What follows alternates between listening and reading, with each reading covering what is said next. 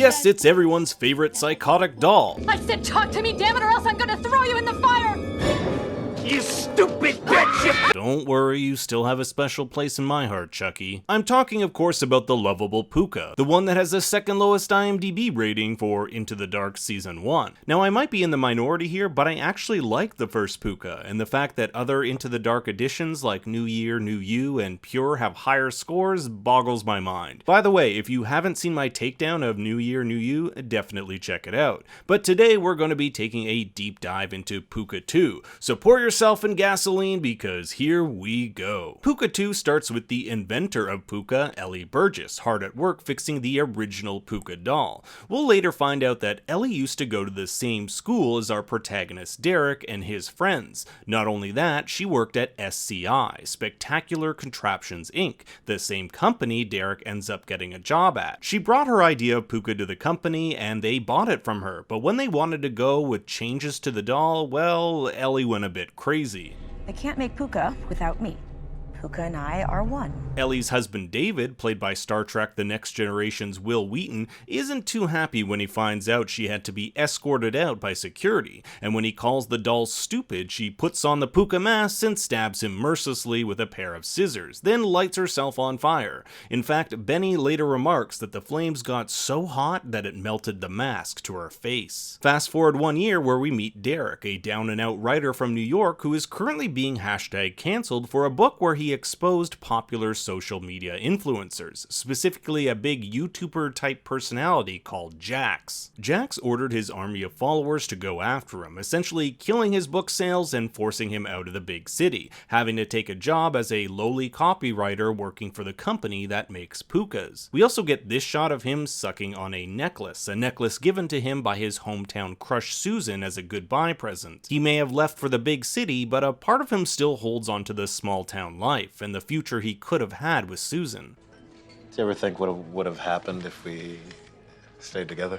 Derrick ends up staying at his childhood friend's house, Matt and Molly's, just until he can get on his feet. His job at SCI starts tomorrow, and Amir, the asshole GM, has everyone working like madmen since there's only 1 week until the Pooka redesign is unveiled. Derrick even finds out that his ex, Susan, works at SCI, a relationship he'll try to cultivate over the course of the film. And if working with your ex wasn't stressful enough, Derrick finds out that someone has vandalized his car. We'll later find out this was done by Andy, head of social media for SCI and a loyal follower of Jax. At Derrick's welcome home party, the topic of the viral Momo challenge is brought up. Remember Momo? The Momo intimidates and threatens those who don't follow its instructions, and the final challenge can be anywhere from harming to killing yourself. Hey, at least it's not the Tide Pod challenge. Online people destroyed Derrick's life, so if he can find a new way to fuck with them by creating a new challenge, he's all in. And with him being a writer, he gets quick to work in creating the Pooka challenge, in which subjects must eat pieces of ash,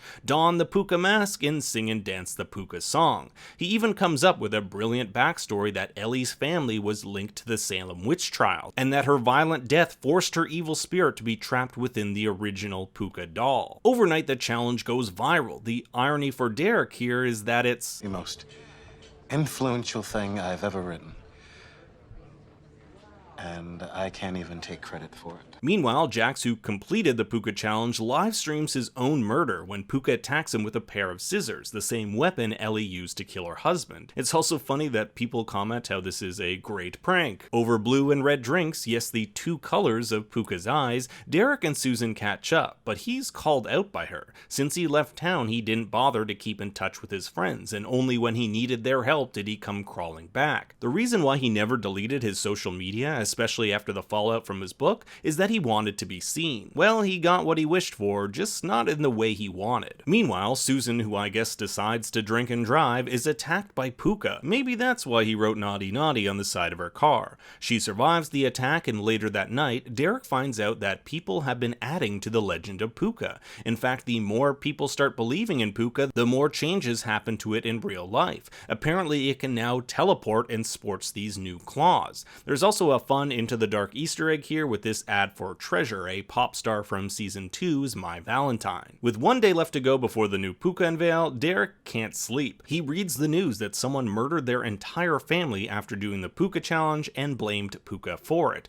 Derrick has unwittingly created a viral challenge that has now killed people. He has essentially become the thing he wanted to end in his book, a dangerous influencer. Unable to finish this speech while late at work, Derrick is attacked by this new and improved Pooka, who now sports claws and has the ability to teleport, just like the internet claimed. Derrick manages to corral his friends to go after Pooka and put his spirit to rest, and they think they know exactly where to go. BENNIE traced those mysterious texts Derrick received to Andy, who just happens to be at ELLIE's murder house. But when they search it, they find his body buried under a pile of Pookas before they're viciously attacked. Outmatched, the gang retreats to the bar to think of a new plan. Molly argues that the internet has created a tulpa, a spiritual companion from Tibetan mysticism, which is like a willed imaginary friend. But in this case, not so much a friend. If they can shift the internet's perception of the Pooka, maybe they can stand a chance at killing it. At this point, the internet has created what's known as the apocalypse, the idea that at the Pooka unveiling, all the old Pookas will come to life and kill humanity as revenge for trying to change/redesign it. In order to stop this apocalypse, they'll need to change the story. And what better way than by giving Pooka a weakness? Derrick writes a new post about how the apocalypse can be stopped by killing the original doll using scissors, the same weapon Ellie used to kill her husband. The post conveniently goes viral, meaning that if they can destroy the Pooka doll with those scissors, they can stop the apocalypse. Makes perfect sense, right? And in a final confrontation between Derrick and the Pooka, he's able to stab the doll and Pooka at once, shattering it to pieces. His final line before killing it being, "You're cancelled,"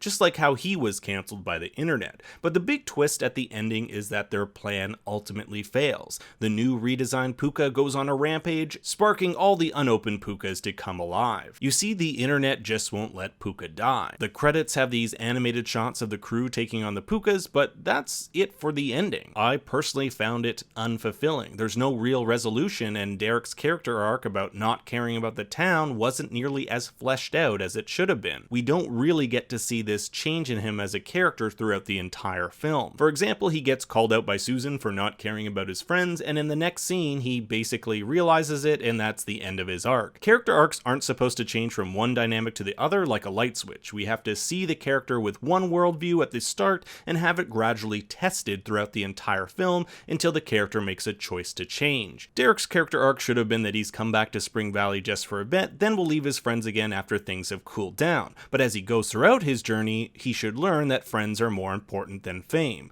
I just didn't really get that in this movie. At its core, however, Pooka 2 is a commentary on the toxicity of internet fandom and cancel culture, how easily we can be manipulated online and how that manipulation can manifest in the real world. We've seen it happen, like the Slender Man stabbing back in 2014. Its bleak ending, however, suggests we have a long way to go before we can put a stop to this. Until then, we'll have to keep on fighting, even if those things we fight are as crazy as imaginary dolls. Thanks for watching, everyone. Please make sure to like and subscribe, and leave me a comment below about what you thought of Pooka 2. You can also follow me on Twitter at ThinkStoryYT. Until next time, remember, Daddy loves you very much.